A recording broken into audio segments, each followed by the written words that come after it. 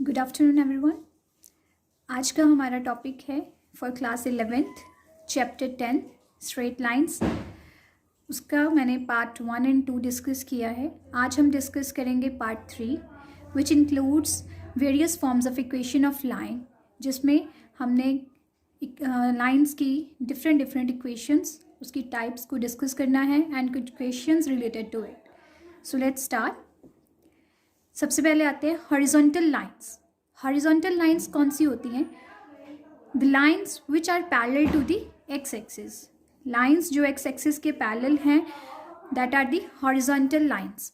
और उनकी इक्वेशन क्या होगी? अगर हमें पूछा गया है कि इक्वेशन ऑफ हॉरिजॉन्टल लाइन या equation of the line parallel to X axis आपको फाइंड करनी है, तो वो जस्ट क्या होगी? y is equal to a और y is equal to minus a. यहाँ पे a और माइनस ए क्या होंगे? That is a is the distance of the line from the origin, right. तो हमारे पास जो कोई भी line parallel to X axis है, उसकी इक्वेशन क्या होगी? y is equal to some constant.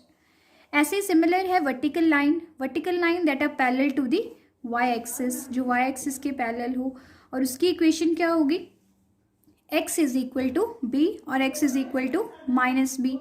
अब यहाँ पे b क्या है? That is the distance of the line from the origin, right. अगर हम नेगेटिव x एक्सिस पे वो लाइन ड्रॉन है, परपेंडिकुलर है, तो that would be x is equal to minus B. अगर वो पॉजिटिव साइड पे ड्रॉन है, तो that would be x is equal to minus x is equal to B.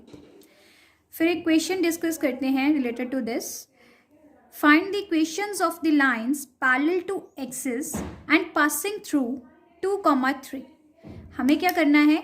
Lines की इक्वेशन फाइंड करनी है जो एक्सिस के पैरेलल हो। एक्सिस के पैरेलल मतलब हम एक लाइन जो y एक्सिस के पैरेलल हो और जो x एक्सिस के पैरेलल हो, और वो दोनों जो लाइंस हैं वो 2, 3 पॉइंट से पास हो रही है। क्या है? 2, 3 पॉइंट से पास हो रही है।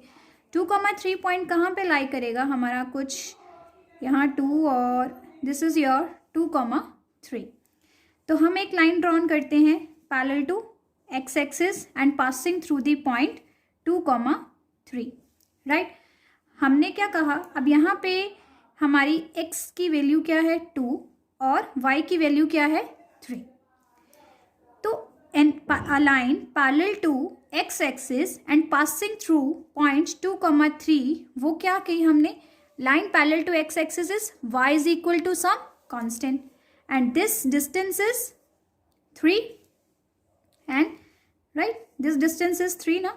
So हमारे पास equation of the line parallel to x axis जो है that is y is equal to 3 and ऐसे ही एक line draw करेंगे which is parallel to y axis and passing through the point 2, 3, और ऐसे ही पैरेलल टू y एक्सिस वाली line की इक्वेशन क्या थी? x is equal to b।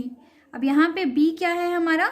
Distance b is 2, तो x इज इक्वल टू 2 जो है that is the equation parallel to x axis, sorry parallel to y axis, and y is equal to 3 is the equation of line parallel to x axis.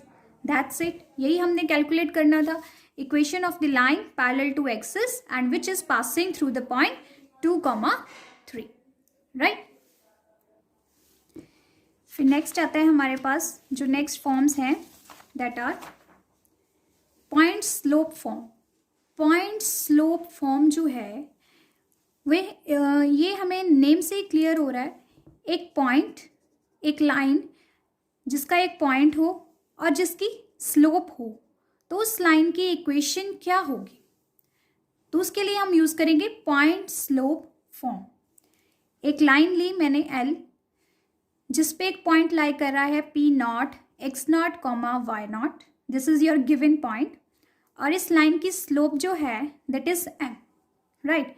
तो अगर मुझे एक line पे point given है और उसकी स्लोप गिवन है और उसका हमने इक्वेशन फाइंड करनी है, तो हम यूज़ करेंगे दिस पॉइंट स्लोप फॉर्म। और पॉइंट स्लोप फॉर्म है क्या? y minus y0 is equal to m into x minus x0। यहाँ जो हमें गिवन पॉइंट होगा वो होगा आपका x नॉट और y नॉट। हमने इक्वेशन फाइंड करनी है, तो इक्वेशन वी नो दैट हमेशा वेरिएबल्स की फॉर्म में होती है, तो x और y जो है वो एज इट इज रहेंगे। जो गिवन पॉइंट होगा x नॉट y नॉट उसकी वैल्यू पुट करनी है और हमें एक स्लोप गिवन होगी, या फिर हम स्लोप को कैलकुलेट कर सकते हैं यूजिंग द फॉर्मूला जो हमने पार्ट 1 में डिस्कस किया, राइट। तो this is your point slope form to find the equation of a line.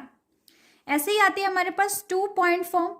2 point form again from the name, जिस पे हमें 2 पॉइंट गिवन हो। अगर हमें स्लोप गिवन नहीं है तो हम क्या करेंगे, लेकिन 2 पॉइंट्स गिवन हैं जो एक लाइन पे लाई कर रहे हैं, जैसे P1 point and P2 point, right, x1 y1 and x2 y2। तो इस लाइन की इक्वेशन हम कैलकुलेट करेंगे using this form, that is y minus y1 is equal to y2 minus y1 upon x2 minus x1 into x minus x1। अब यहाँ पे again y और x जो हैं वो तो एज इट इज रहेंगे, और हमारे पास 2 पॉइंट हैं, एक x1 y1 उसकी वैल्यू सब्स्टिट्यूट करेंगे और x2 y2 उसकी वैल्यू सब्स्टिट्यूट कर देंगे। So we get our equation of that line, right. फिर आती है third form, that is slope intercept form. Slope intercept क्या होती है? इंटरसेप्ट मतलब कि एक लाइन जो एक्सिस पे जिस पॉइंट पे कट करे उस पॉइंट को हम बोलेंगे इंटरसेप्ट ऑफ दैट एक्सिस। जैसे एक लाइन हो, वो हम इंटरसेप्ट फॉर्म में डिस्कस करते हैं। सिर्फ इंटरसेप्ट क्या हुआ, जैसे ये y एक्सिस है, y एक्सिस को कट कर रही है ये लाइन, तो ये जो हुआ दिस इज द इंटरसेप्ट। तो हमें इंटरसेप्ट वाला एक पॉइंट पता चल गया 0, c, क्योंकि कोई भी अगर पॉइंट है y एक्सिस पे लाई कर रहा है तो वो इस फॉर्म का ही होगा ना, 0, c।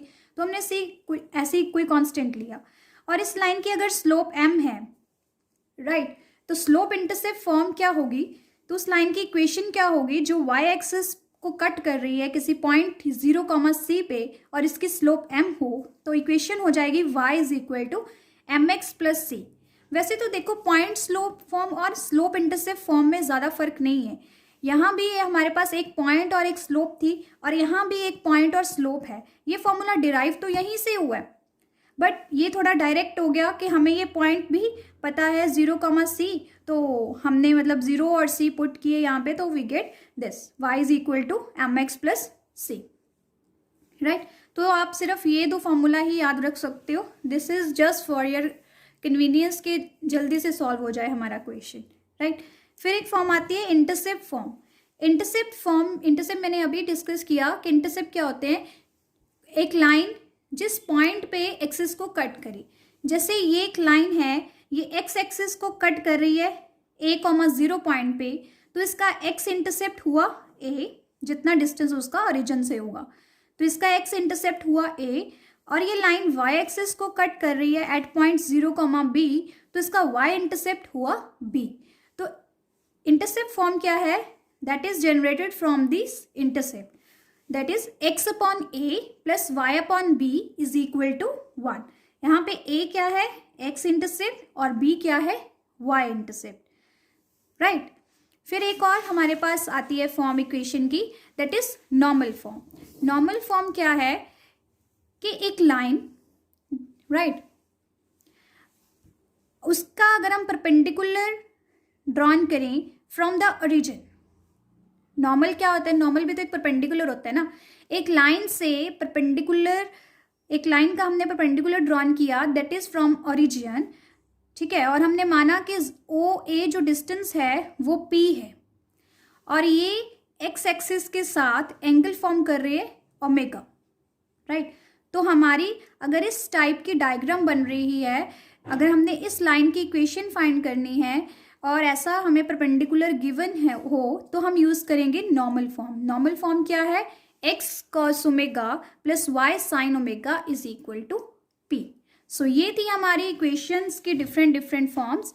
नेक्स्ट लेक्चर में हम डिस्कस करेंगे हमारे कुछ questions related to these forms. Hope आपको समझ आया होगा। Please like my video and subscribe my channel. Thank you for watching.